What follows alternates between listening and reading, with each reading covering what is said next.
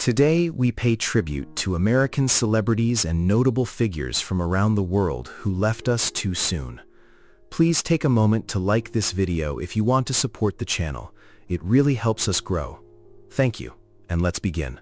Jason David Frank, the actor who brought the Green and White Rangers to life in the original Power Rangers franchise, died at 49 by suicide. He was a trained martial artist who spent decades meeting fans at conventions and teaching mixed martial arts at his own academies. Outside his role as Tommy Oliver, Frank competed in professional MMA fights and worked on independent action films. His death caught former co-stars and longtime fans off guard, leading to an outpouring of memories from around the world. Before entering television, Frank worked tirelessly on his martial arts craft, developing his own fighting system called Toso Kun Do. He appeared in multiple iterations of the Power Rangers series across 20 years, always returning to support the brand and connect with younger generations of actors. Colleagues remembered him as someone who gave endless energy to his audience, often staying late at public appearances until every person in line received an autograph and a photo. Roger Moore, best known for playing James Bond across 7 films in the 1970s and 80s, died at age 89 from cancer. Beyond his time as the smooth British secret agent, Moore built a long career on television, starring in series like The Saint and The Persuaders. In his later years, he stepped away from heavy acting work to serve as a UNICEF Goodwill Ambassador, traveling extensively to support child welfare programs around the world. He passed away peacefully in Switzerland following a brief battle with prostate cancer. Moore started his professional journey as a drama student in London before landing studio contracts in Hollywood during the 1950s. His suave demeanor made him a natural fit for television hero roles, leading directly to his iconic run as 007, starting with Live and Let Die in 1973. Off-screen, he dedicated decades to humanitarian work, raising funds and visiting relief projects across Asia and Africa. Mary Tyler Moore, the television actress who changed how women were portrayed on American sitcoms, died at age 80 from cardiopulmonary arrest brought on by pneumonia and diabetes complications. She broke into television as Laura Petrie on The Dick Van Dyke Show before producing and starring in her own self-titled comedy series through the 1970s. Moore earned an Academy Award nomination for her dramatic performance in Ordinary People. She spent much of her later life advocating for type 1 diabetes research through the JDRF organization. Early in her career, Moore worked as a dancer in television commercials before landing her breakthrough role opposite Dick Van Dyke. Her production company, MTM Enterprises, went on to create numerous successful television programs throughout the 1970s and 1980s. Diagnosed with type 1 diabetes in her 30s, she served as international chairman for JDRF, helping raise hundreds of millions of dollars for medical research. Irene Cara, the Oscar-winning singer and actress who sang the hit title tracks for Fame and Flashdance, died at 63 from heart disease caused by high blood pressure and cholesterol. She got her start as a child actor in theater and television before landing her breakout film role as Coco Hernandez in 1980. Her song What a Feeling earned her an Academy Award for Best Original Song. Cara spent her later years writing music, producing independent recordings, and living a relatively quiet life in Florida. Born in New York City, Cara began singing and dancing on Spanish-language television at a young age. She appeared in off-Broadway plays and television movies like Roots: The Next Generations, before her movie roles launched her to international singing fame. Later in her career, she formed her own all-female music group, Hot Caramel, and continued recording in her private studio while staying out of the Hollywood spotlight. Peter Fonda, the counterculture film star who co-wrote and starred in the 1969 classic Easy Rider, died at age 79 from respiratory failure caused by lung cancer. Born into an acting dynasty as the son of Henry Fonda and brother of Jane Fonda, he forged his own path through independent cinema and gritty dramas. Decades after his initial breakout, Fonda received an Academy Award nomination for his lead performance in the 1997 film Ulee's Gold. He spent his final weeks surrounded by family at his home in Los Angeles. Fonda grew up around theater set pieces and Hollywood sets, attending the University of Omaha before moving to New York stage productions. His portrayal of Wyatt in Easy Rider turned him into an icon of 1960s youth culture, a role he helped craft alongside Dennis Hopper. Throughout his long career, he directed several independent films and remained an active environmentalist until his passing.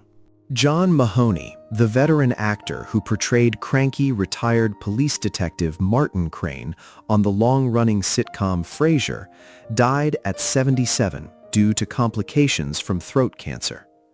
Mahoney emigrated from England to the United States as a young man and did not start acting professionally until his late 30s. Before his television success, he was a respected member of Chicago's Steppenwolf Theater Company and won a Tony Award on Broadway. He remained active in regional theater until the last few years of his life. Born in Blackpool during World War II air raids, Mahoney worked as an English teacher and medical journal editor before taking acting classes on a whim in Chicago. His theater performances caught the eye of film directors, leading to supporting roles in Say Anything and 8 Men Out.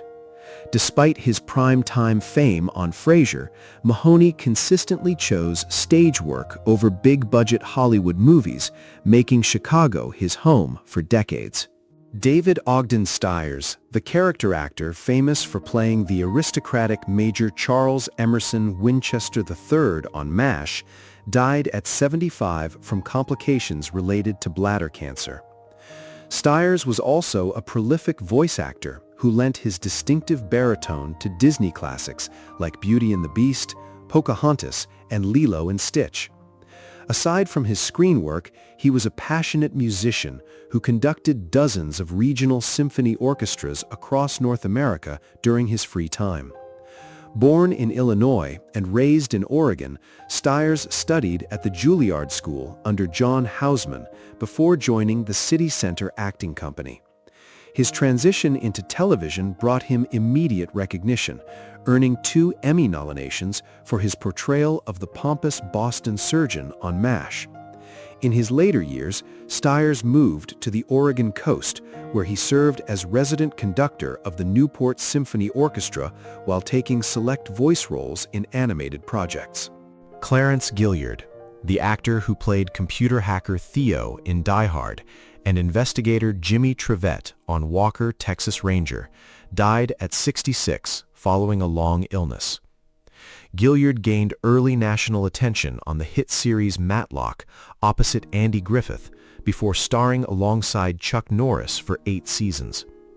In the second half of his life, Gilyard stepped away from Hollywood to work as a university film and theater professor at the University of Nevada, Las Vegas. Raised in a military family, Gilyard played college football before moving to California to pursue acting.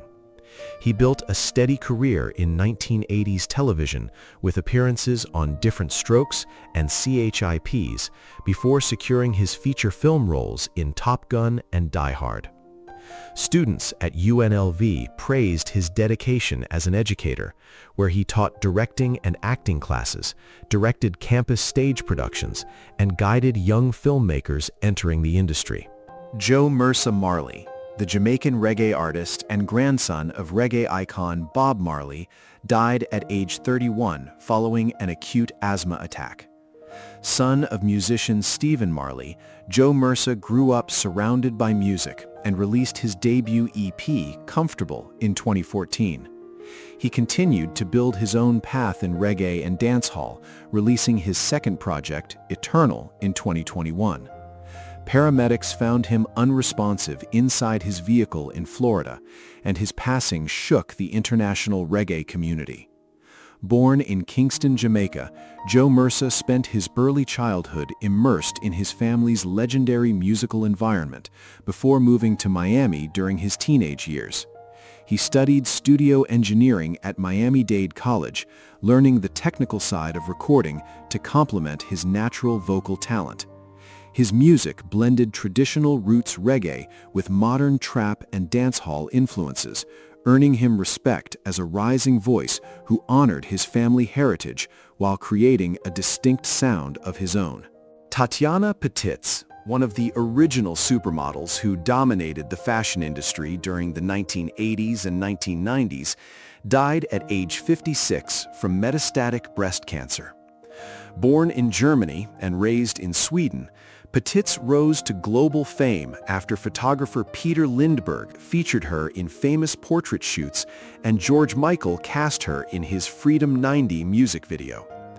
Unlike many of her peers, Petitz preferred a quiet life away from the runway, settling on a ranch in California to focus on animal welfare and environmental activism. Petitz began modeling at 17 after placing third in an elite model look contest in Stockholm. Her natural, relaxed look quickly caught the attention of top European and American magazine editors, leading to hundreds of cover shoots across 2 decades. She was an avid horsewoman who devoted much of her personal time to rescuing animals and supporting ocean conservation campaigns, maintaining a grounded lifestyle far removed from celebrity parties. Sonia Eddy, the actress best known for her long-running role as head nurse Epiphany Johnson on General Hospital, died at age 55 due to an infection following a scheduled surgery. Eddy joined the daytime soap opera in 2006 and appeared in over 500 episodes, becoming a core cast member for 16 years. She also appeared in popular television comedies such as Seinfeld, ER, and Fresh Off the Boat throughout her career. Born in Concord, California, Eddy initially studied psychology at the University of California, Davis, before switching her focus to theater and dance. Her commanding screen presence and quick comedic timing made her a favorite among casting directors for primetime shows and feature films alike. Beyond her work on General Hospital, she was a licensed vocational nurse in real life, bringing genuine medical knowledge and deep empathy to her portrayals of healthcare workers on screen. Terry Hall, the lead singer of the British ska band The Specials, died at 63 from pancreatic cancer. Hall helped pioneer the two-tone movement in the late 1970s, bringing social commentary and energetic rhythms to mainstream music with hits like Ghost Town. After leaving The Specials, he formed bands like Fun Boy 3 and Colorfield, experimenting with pop and new wave sounds. Hall kept his diagnosis private until his bandmates confirmed his death. Raised in Coventry, England, Hall experienced a difficult childhood that influenced his deadpan vocal delivery and politically charged lyrics. His music addressed youth unemployment, urban decay, and racial tension in Britain, helping bridge social divides during a turbulent economic era. Over a 40-year career, Hall collaborated with artists across genres, including Damon Albarn and Sinead O'Connor, constantly reinventing his musical style while remaining an influential figure in British alternative pop history. Vivienne Westwood, the British designer who brought punk fashion into the mainstream, died at age 81, surrounded by family. Westwood gained prominence in the 1970s when she opened a London boutique with Malcolm McLaren, dressing bands like the Sex Pistols in safety pins, tartan, and bondage gear.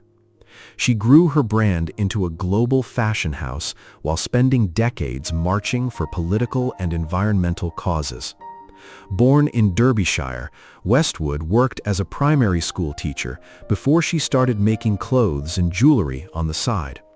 Her shop on King's Road became the epicenter of punk street culture, challenging traditional British tailoring with rebellious graphics and unconventional fabrics. As her reputation expanded, she won multiple British Fashion Designer of the Year awards and received a damehood for her contributions to the industry. She used her global platform to lead climate protests and campaign against consumerism until her final months. John Aniston, the veteran soap opera actor who played villainous businessman Victor Kiriakis on Days of Our Lives for nearly 4 decades, died at 89 of natural causes. Born in Greece, Aniston worked steadily in television from the 1960s onward, earning a Daytime Emmy Lifetime Achievement Award in 2022. He was also the father of actress Jennifer Aniston, who confirmed his peaceful passing.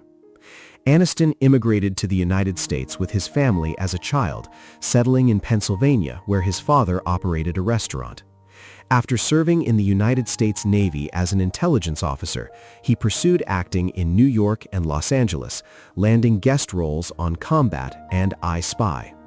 His turn as Victor Kiriakis starting in 1985 turned him into one of daytime television's most iconic figures, known for delivering sharp barbs and commanding scenes well into his 80s. Stuart Margolin, the character actor best known as the slippery con artist Angel Martin on The Rockford Files, died at 82 of natural causes. Margolin won 2 Emmy Awards for his performance alongside James Garner, with whom he built a lifelong friendship and working relationship. In addition to acting, Margolin was an accomplished director who directed episodes of Magnum P.I., Touched by an Angel, and several television movies. Born in Davenport, Iowa, Margolin started his career in regional theater before moving to Los Angeles in the 1960s. He appeared in classic shows like Love, American Style and The Partridge Family before joining James Garner on The Rockford Files. Beyond television, Margolin wrote songs for recording artists, composed film scores, and directed stage productions across North America. He spent his retirement years living in the Pacific Northwest, occasionally taking on special guest roles in independent films and stage revivals. Ben Masters, the actor who portrayed wealthy patriarch Julian Crane on daytime drama Passions for nearly a decade, died at age 75 from complications of dementia. Masters began his career on the New York stage before appearing in films like All That Jazz and Making Mr. Right. He shifted focus to television in the 1980s and 90s, taking on guest roles in top primetime shows before securing his signature soap opera role in 1999. Raised in Corvallis, Oregon, Masters earned a degree in drama from the University of Oregon before moving to New York to pursue theater. He appeared in off-Broadway productions and on Broadway alongside Ingrid Bergman in The Constant Wife. His portrayal of the scheming Julian Crane on Passions made him a fan favorite for his ability to blend soap opera melodrama with sharp comedic timing. Masters retired from acting in 2008 to reside quietly in Palm Springs. Ronan Vibert, the veteran British actor who built a career appearing in films like Saving Mr. Banks and The Pianist, died at age 58 following a short illness. Vibert studied at the Royal Academy of Dramatic Art and appeared in numerous television period pieces, including Rome, The Borgias, and Penny Dreadful. He worked across film, television, and theater on both sides of the Atlantic for over 30 years. Born in Cambridgeshire and raised in South Wales, Vibert was drawn to performance at a young age, earning admission to RADA in London. His deep voice and classic training landed him roles in historical dramas and thrillers, often playing complex antagonists or aristocratic figures.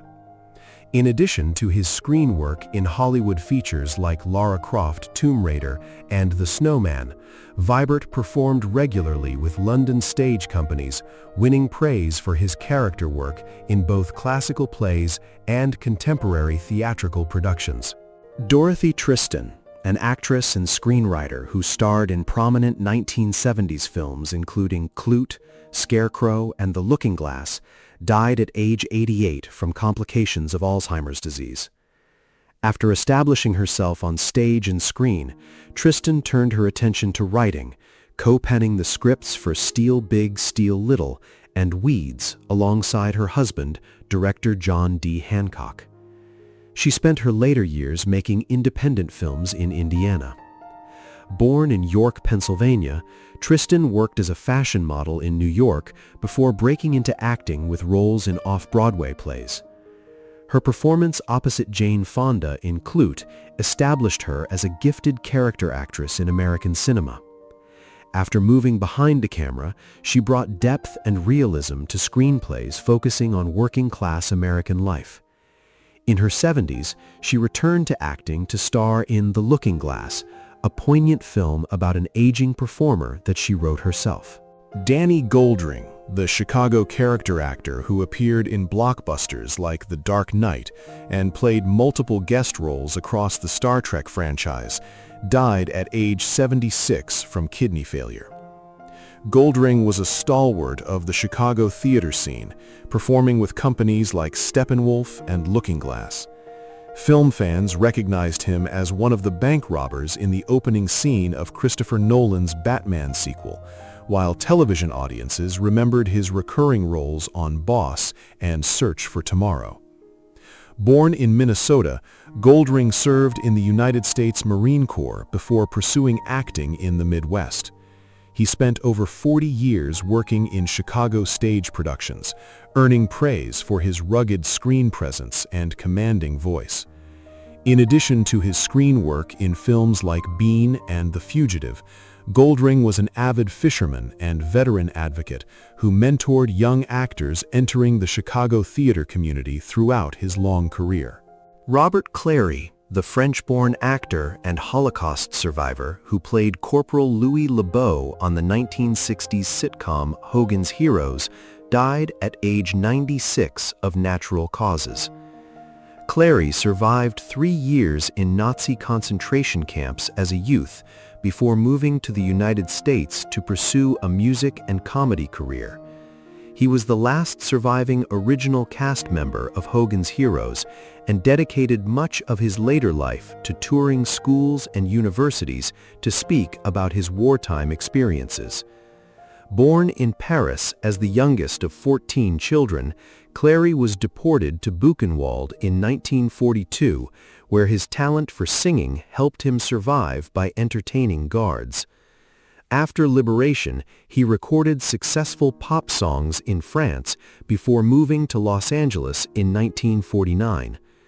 Beyond his television fame as the French prisoner of war on Hogan's Heroes, Clary starred on Broadway in New Faces of 1952 and enjoyed a long career as a jazz vocalist and painter. Stephen Greif, the versatile British actor who played Speaker of the House Bernard Wetherill in The Crown and Travis in the science fiction series Blake 7, died at age 78. Greif trained at RADA and compiled a massive catalog of theater credits, including productions with the National Theatre and Royal Shakespeare Company. He remained a familiar face on British television for decades, appearing in Coronation Street, EastEnders, and Doctor Who audio dramas.